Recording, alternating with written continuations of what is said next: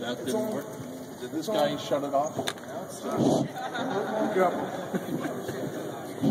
I'll be very brief. I'd like to thank everybody that was involved in this event tonight. And I would like to give a shout out to everybody who came to see us, my Rap-A-Lot family, my immediate family, my grandchildren, my daughter-in-law, my niece, everybody who came to support us. And I really thank you guys for coming. It was a good fight. It was a tough fight. Andre and I will talk next week.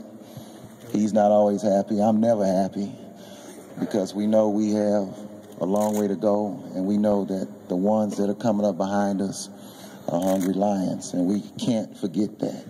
This is a great moment, and we'll revel in it for today and tomorrow, and then we have to assess the great fighters that are coming up behind us, because these moments are very, very contagious.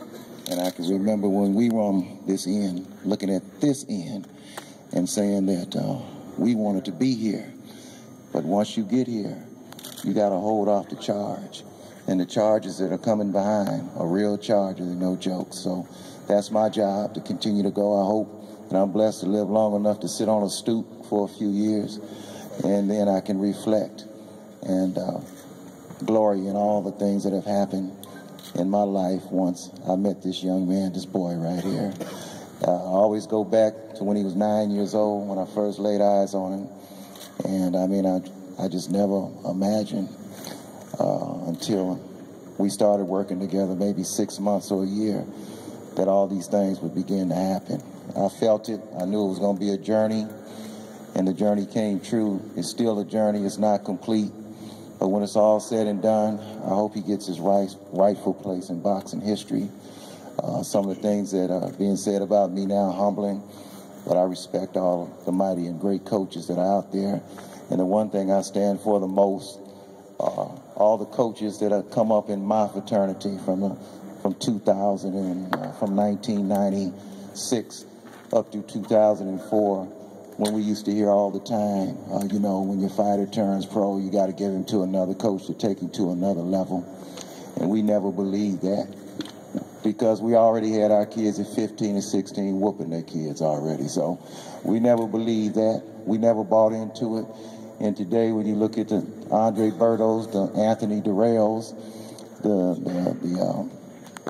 the Carl Lamont Petersons and things like that, the Carl Dargans and things, it's proven that, you know, you can only be successful in this business going from the root to the fruit.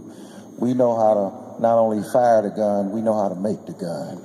So we gunning after every big-time coach that never went and suffered with a young kid that lost just a trophy, a young kid that lost a little tournament when nobody was there, wasn't no money on the line, spending your hard-earned money going to these tournaments and going to these hotels and going to all these different trips and things like that. That's what comes back to me, the journey that it took. And until you take that type of journey, then I think you'll never really truly understand boxing.